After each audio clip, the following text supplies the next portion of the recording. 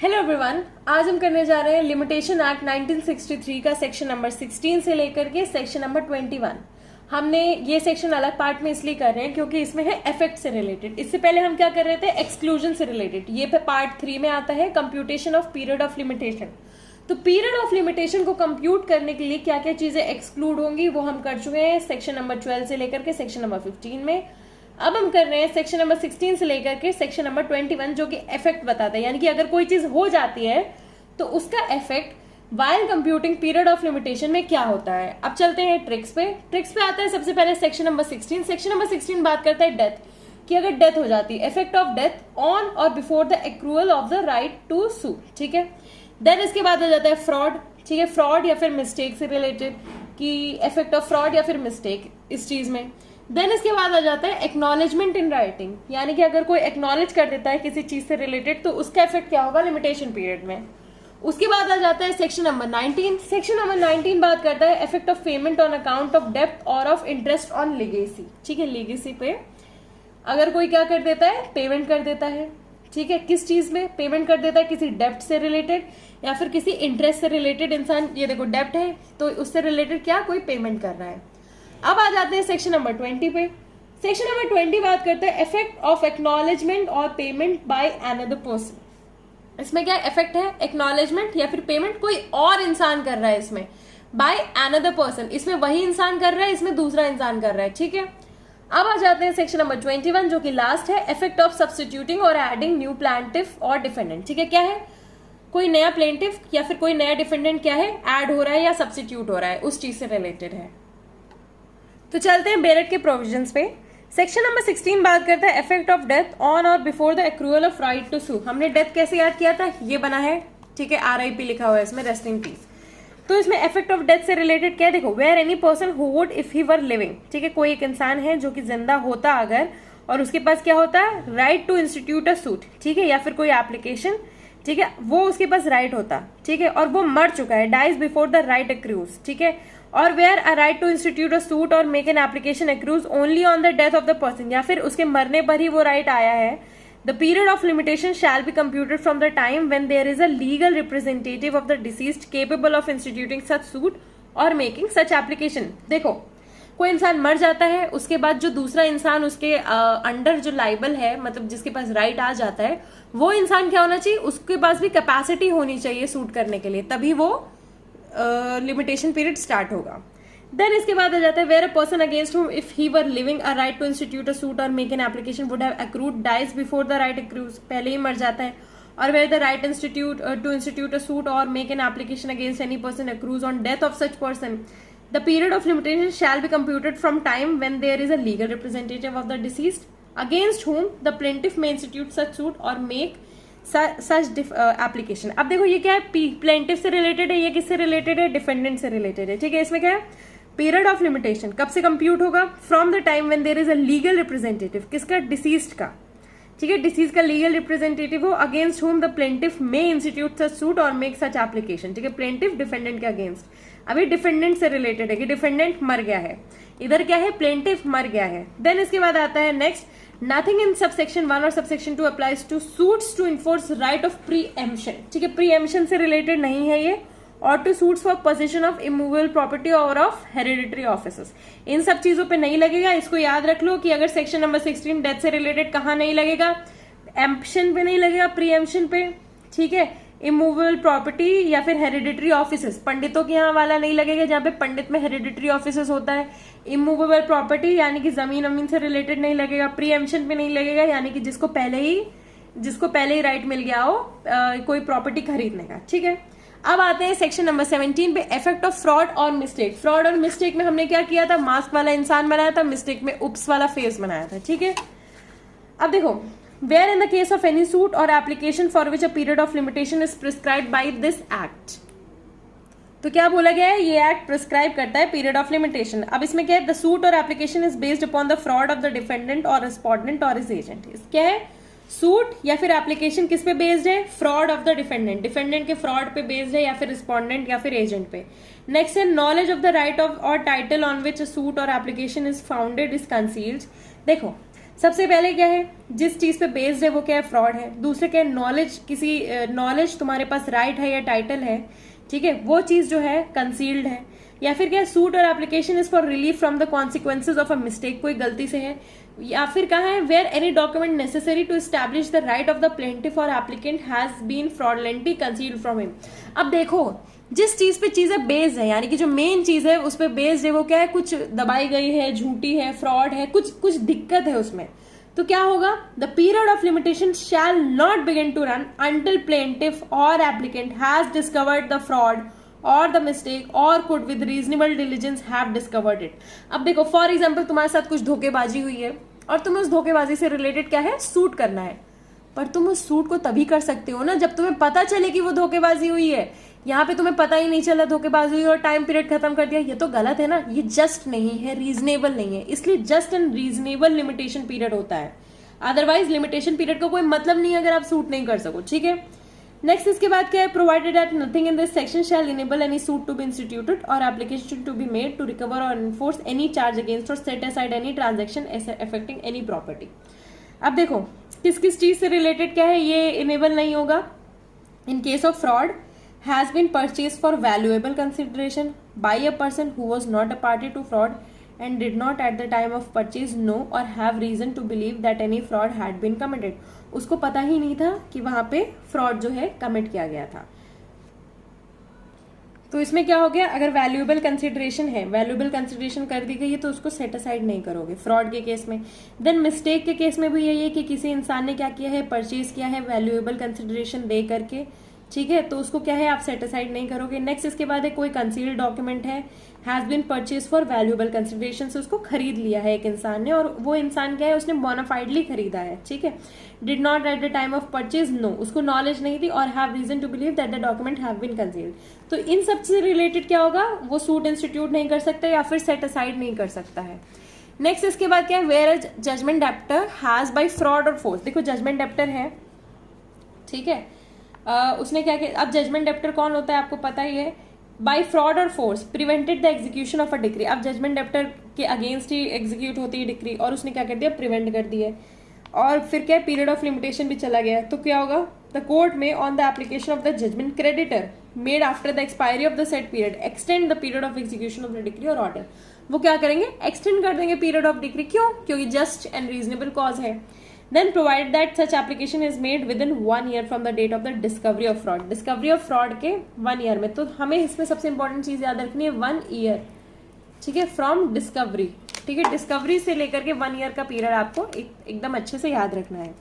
अब आते हैं हम सेक्शन नंबर 18 पे, जो कि बात करता है effect of acknowledgement in writing. Acknowledgement के लिए हमने क्या बनाया था, एक ये आता है ना, आप लगाते हो ब्रॉश टाइप एक्नॉलेजमेंट इन राइटिंग, तो इसलिए हमने ये बनाया। अब इसमें क्या एक्नॉलेजमेंट इन राइटिंग में देखो, where before the expiration of the prescribed period for a suit or application in respect of any property or right an acknowledgement of liability in respect of such property। किसी property से related क्या आपको suit डालना है, ठीक है, property से related याद रखना, ठीक है, प्रॉपर्टी से रिलेटेड या फिर किसी राइट से रिलेटेड एक सूट डालना है, तो एक्नॉलेजमेंट कर लिया of liability in respect of such property, liability से रिलेटेड, उस प्रॉपर्टी से रिलेटेड या फिर राइट से related, has been made in writing, ठीक है, राइटिंग में कर ली गई है, साइन कर ली गई है, बाय द पार्टी अगेंस्ट हुम सच प्रॉपर्टी और राइट इज क्लेम, ठीक है, बाय द पार्टी अगेंस्ट हुम सच प्रॉपर्टी और राइट इज क्लेम्ड, ठीक है, और बाय एनी पर्सन थ्रू हुम ही डिराइव्स हिज टाइटल और लाइबिलिटी। देखो जिसके पास वो चीज हैंडेड है वही कर पाए एक्नॉलेज, ठीक है, तो क्या होगा, fresh period of limitation shall be computed from the time when the acknowledgement was so sine, ठीक है, एक्नॉलेजमेंट साइन कर लिया, अब तुम्हारा टाइम पीरियड क्या हो जाएगा, फ्रेश हो जाएगा, एकदम फ्रेश पीरियड टाइम पीरियड से स्टार्ट होगा। नेक्स्ट है वेयर द राइटिंग, अब देखो फ्रेश ये वाला जो वर्ड है ना, फ्रेश याद रखना बस। नेक्स्ट है where the writing containing the acknowledgement is undated. अब देखो राइटिंग जो अनडेटेड है, ओरल एविडेंस में भी गिवन ऑफ द टाइम क्या दिया जाएगा, ओरल एविडेंस दिया जाएगा टाइम पीरियड का व्हेन इट वाज साइंड। अब ओरल एविडेंस ये वाला किस सेक्शन के अंडर आता है, एक बार मुझे आप बताना, ठीक है। जनरली क्या होता है, डॉक्यूमेंट का डॉक्यूमेंट्री एविडेंस चाहिए होता है, बट सब्सिक्वेंटली अगर कोई डॉक्यूमेंट आ गई है, ठीक है, ये किस में आता है, ये एक्सेप्शन टू आता है, एक्सेप्शन टू डॉक्यूमेंट्री एविडेंसेस में। आप देखना एक बार उसके उसमें सेक्शन नंबर 91 से लेकर के 100 तक में जो आते हैं उसमें आता है, ये ध्यान से देख के मुझे बताना। may be given of the time when it was signed but subject to the provisions of the Indian Evidence Act, oral evidence of the content shall not be received, तो किस में आता है ये? सेक्शन नंबर 92 के proviso 2 में आता है, 92 के प्रोविजो 2 में आता है, ठीक है, P2 में। क्या बोलता है प्रोविजो 2 इंडियन एविडेंस एक्ट का? कि existence of any separate oral agreement as to any matter on which the document is silent. इसमें क्या है, डॉक्यूमेंट साइलेंट है तो उसके बारे में आप ऐसे बता दो। नेक्स्ट इसके बाद है सेक्शन नंबर 19। सेक्शन नंबर 19 हमने कैसे किया था? हमने ऐसे किया था सेक्शन नंबर 19, ठीक है। क्या है? डेप्ट है या फिर कोई लेगेसी है, इंटरेस्ट वगैरह है, उसको पेमेंट कर रहे हो आप, तो क्या है?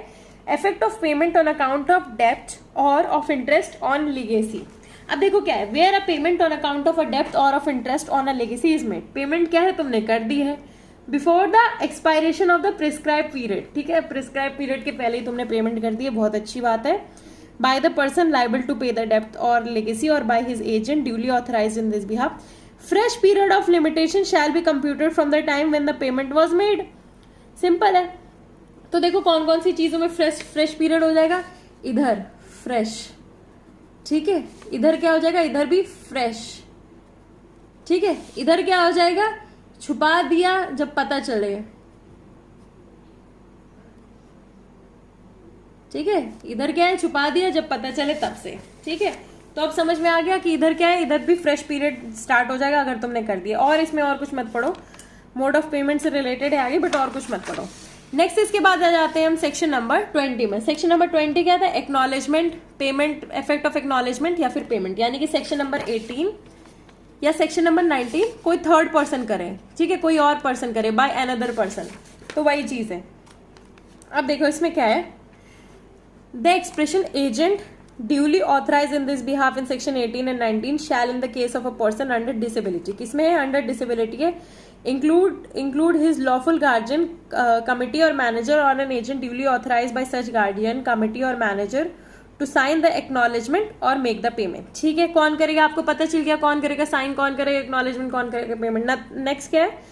Nothing in the said sections renders one of several joint contractors, partners, executors, mortgagees chargeable by reason only of a written acknowledgement signed by or of payment made by or by the agent of any other or others of them। ठीक है, देखो इस section में render क्या नहीं करेगा, ये contractors को, एग्जीक्यूटर्स को, मॉर्गेजी को, ठीक है, कि वो एक्नॉलेजमेंट करें या फिर पेमेंट करें, ठीक है, और by agent of any other और अदर्स ऑफ देम, ठीक है। कोई भी चीज क्या करेगी, प्रिवेंट नहीं करेगी, ठीक है। नेक्स्ट इसके बाद क्या आ जाता है? For the purpose of the set sections, for the purpose of the set sections क्या हो जाएगा? एक्नॉलेजमेंट साइंड या फिर पेमेंट मेड। एक्नॉलेजमेंट को आप साइन नहीं करोगे, पेमेंट को आप करोगे। In respect of any liability or by the duly authorized agent of any limited owner of the property who is governed by Hindu law shall be a valid acknowledgement or payment as the case may be against a reversioner succeeding to such liability। देखो बहुत important सी चीज है, acknowledgement payment कोई और इंसान करता है तो उससे रिलेटेड क्या है, कोई डिसेबिलिटी में करता है वो बता दिया। इससे रिलेटेड और चीजें आपको पढ़ने की जरूरत नहीं है क्योंकि बहुत ज्यादा डीप पॉइंट्स आ जाएंगे। अनटिल अनलेस आप मेंस में ये इंपॉर्टेंट नहीं है सेक्शन, तब तक आपको ये पढ़ने की जरूरत नहीं है, ठीक है। नेक्स्ट इसके बाद आ जाता है section number 21, effect of substituting और adding new plaintiff or defendant. ठीक है, न्यू प्लेंटिफ, न्यू डिफेंडेंट को आप क्या कर रहे हो, सब्स्टिट्यूट कर रहे हो। देखो आप सब्स्टिट्यूशन का मतलब आप समझ रहे हो, यिन यांग ये एक दूसरे को सब्स्टिट्यूट कर रहे हैं, ठीक है। Adding new plaintiff or defendant, तो उससे रिलेटेड क्या होगा, देखो where after the institution of a suit new plaintiff or defendant is substituted or added, the suit shall as regards him be deemed to have been instituted when he was so made a party। Suit कब किया जाएगा, जब उसको party बनाया, उसको with regard to that, ठीक है। Next है provided that where the court is satisfied that the omission to include a new plaintiff or defendant was due to a mistake. Omission थी, गलती थी तुम्हारी, ठीक है, मेड इन गुड फेथ, अगर ठीक है नॉर्मल गलती की है, it may direct that the suit or suit as regard such plaintiff or defendant shall be deemed to have been instituted on any earlier date. ठीक है, अर्लियर डेट में किया गया है उसको ऐसे विद रिगार्ड टू दैट मान लिया जाएगा।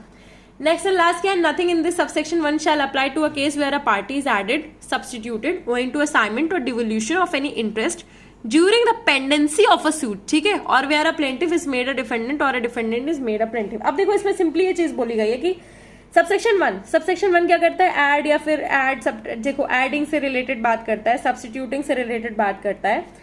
shall apply to a case where a party is added or substituted owing to the assignment or devolution of any interest, ठीक है। कोई इंटरेस्ट किसी पे आ गया, फॉर एग्जाम्पल कोई मर गया तो उससे रिलेटेड कोई इंटरेस्ट किसी और पे चला गया, ठीक है, तो वो चीज उसमें नहीं अप्लाई करेगी during the pendency of a suit or where the plaintiff is made a defendant or a defendant is made a plaintiff.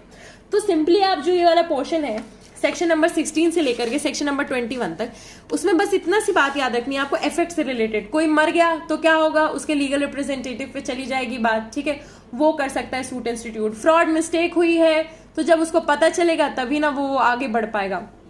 Acknowledgement कर दी है उसने टाइम पीरियड से पहले तो फ्रेश टाइम पीरियड स्टार्ट हो जाएगा। पैसे भर दिए हैं उसने तो फ्रेश टाइम पीरियड स्टार्ट हो जाएगा। किसी थर्ड पर्सन ने वो कर दिया है तो उससे रिलेटेड इसमें प्रोविजन दिया हुआ है कि सेक्शन 18-19 से रिलेटेड। डिसेबिलिटी में किसी ने कर दिया है तो वो क्या होगा, उन चीज से रिलेटेड किसने एक्नॉलेजमेंट या फिर पेमेंट की गई है। एक बार मैं फिर से आपको 20 बता देती हूँ। Expression agent duly authorise in this behalf, ठीक है, agent duly authorise in this behalf में आता है अगर कोई डिसेबिलिटी है, ठीक है, तो वो थर्ड पर्सन कर सकता है। देन इसके बाद क्या है, सब्सटीट्यूटिंग और एडिंग प्लेंटिफ और डिफेंडेंट। तो सब्सटीट्यूट ऐड हो रहा है तो उससे रिलेटेड क्या है, अगर सब्सटीट्यूट या फिर ऐड हो रहा है तो क्या रिगार्ड करेंगे कि वो जो सूट है it be deem to have been instituted when he was so made a party. जिस दिन वो पार्टी बना उस दिन वो सूट जो है वो deem to have been instituted. या फिर अगर मिस्टेक हुई है तो क्या डीम किया जाएगा, instituted on any earlier date. बस ये दोनों चीजें याद रखनी है आपको और कुछ नहीं याद रखना है, ठीक है। तो इसी के साथ हमारा सेक्शन नंबर 16 से लेकर के 21 खत्म होता है। ये बताता है इफेक्ट ऑफ डिफरेंट सर्कमस्टांसेस, ठीक है। ये क्या है, सारे सर्कमस्टांसेस हैं जो एक सूट को इंस्टीट्यूट करने के लिए टाइम पीरियड से रिलेटेड आते हैं, अड़चन बनते हैं, ठीक है। तो उसी के साथ हमारे वाला पोर्शन कंप्लीट होता है। आई होप अगर आपको ये अच्छा लगा तो please do like, share, comment and please do subscribe because this will help in growing this channel और मैं आगे भी ऐसे बहुत सारे वीडियोस लाती रहूंगी। Thank you.